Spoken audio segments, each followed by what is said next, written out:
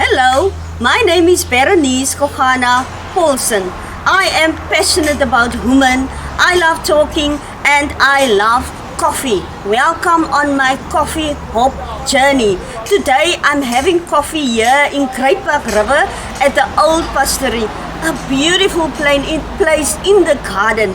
And I am sitting down with an incredible woman, Ziva Spangenberg. She is a pastor, a principal, a woman of God, a mother, a wife, entrepreneur, and more. But come join me on this coffee with Ziva.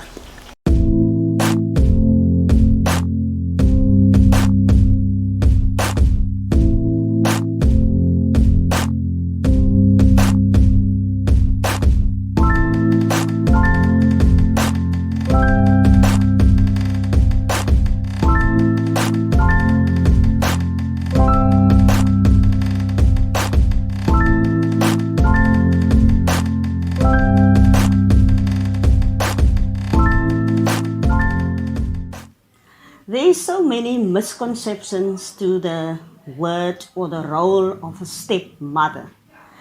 And I think it started years back when the fairy tales portrayed a stepmother as an evil person or in an evil role in Cinderella or Snow White, where you see that the stepmother is always the evil person. Today, we want to unpack the role of a stepmother, and I'm honored to sit down with Ziva Spangenberg. Ziva, greet our viewers. Thank you so much for the privilege, Bernice, and to our viewers. Surely, first of all, I don't like even the word stepmom. Yeah. I used to call my daughters my liefdochters in Afrikaans.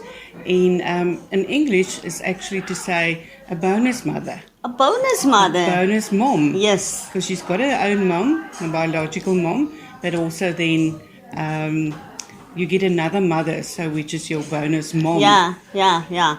You can bring our coffee. Thank you. Ziva, what is the role of a stepmother in the life of the child?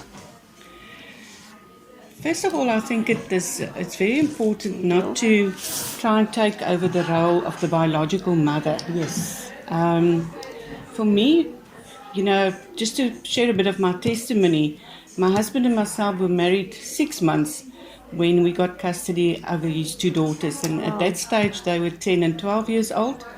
And my own kids was financially independent, and they were out of the house, so they were never part of the parcel as such. Yeah. And I had no idea what was my role as a stepmom. I can imagine. And like I said, the bonus mom. Yeah. So I think the most important thing, if I think back, today they're 25 and 27, and if I think back, it was the time that I was first angry with God, then I had a lot of questions, then I didn't know what to do. Yeah. And eventually, as time went past, God showed me that He entrusted me with them. Wow. Yes. That it was a bonus to be another mom for them. Yeah. And because they're created in God's image.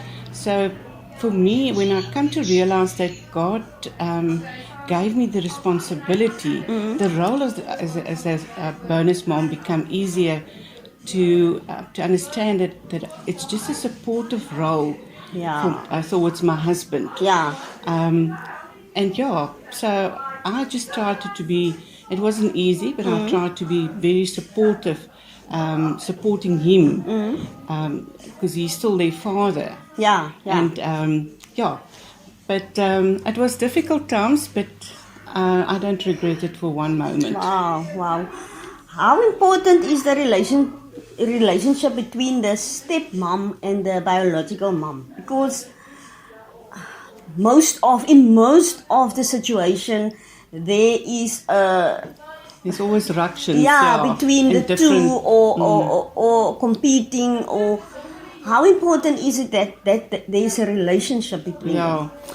Bernice, in my case, their own mom wasn't, for various reasons, she wasn't involved in their lives. So it was a bit easier for me Yeah. to get them to set boundaries and to do communication. Yeah. At a very later stage, I think it was about 4 or 5 years, as we went along, the mom came into the picture.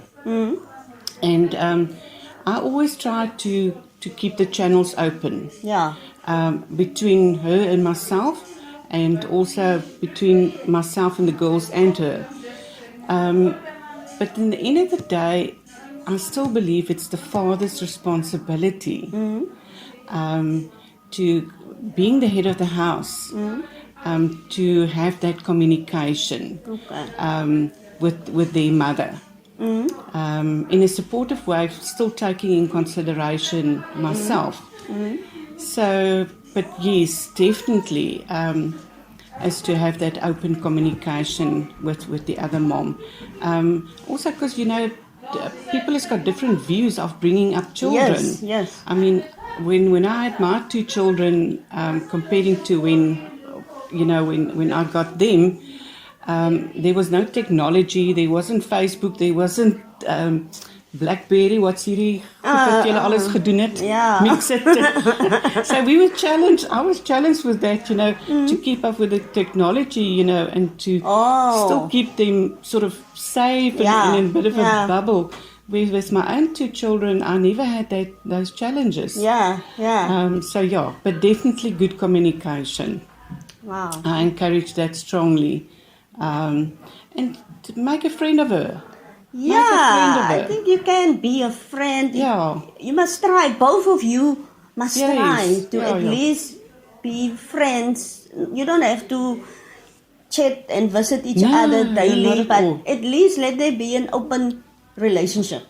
Absolutely. Yeah. Then there's also a lot of arrangements and plannings that must be made around the child, and where also the stepmom must be involved and the biological mom must be involved, and father is here in the middle. Yeah. Who do you think, through who must visiting hours be arranged? I absolutely think with the father. In our circumstances, we had whenever the girls wanted to go somewhere, we would have had what we call a house meeting. And if they wanted to go and visit wherever or wherever, whatever, it was for me and my husband to decide and to get to a mutual agreement. But then he must do the arrangements. Okay. It just makes it, particularly with girls. Girls has got a close bond with their father. And myself and my husband can say the same thing, but they're going to listen to him. Yeah.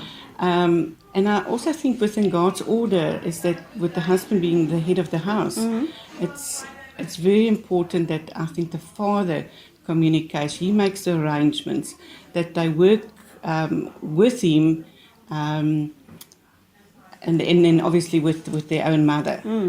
I felt that was the best way to communicate. Okay. So when the child is with her biological mom and want to come visit now at the house of the stepmom and father, the biological mom don't have to contact the stepmom. As long as she arrange with the father. As long as The father must. Yes, that's very important. That the father keeps his wife and the bonus mom in the loop all the times. Yeah. That he doesn't accept appointments or visits or whatever. Not making his wife part of the decision. Yeah. Because that can cause havoc in any relationship. Yeah. I think then she can feel Left out. Yeah.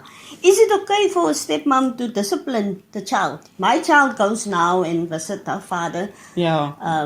Is it okay for the stepmom to discipline her? Again, I would say, it's when you look at God's order, the husband is the head of the house. And if there's good communication between the bonus mom and the father, and they set the boundaries, and they make the decisions together. Then it's not necessary for the stepmom to discipline the child at all. Yeah. The father must take responsibility. He's still the biological father. And I've seen it with so many counseling sessions that I've done with blended families,